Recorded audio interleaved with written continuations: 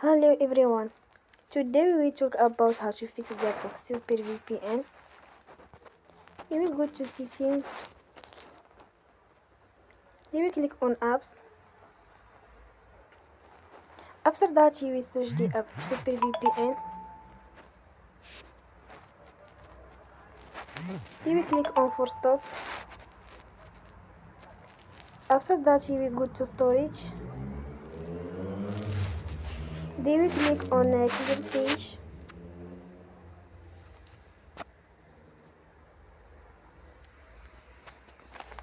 You will go to Play Store and you will update your app.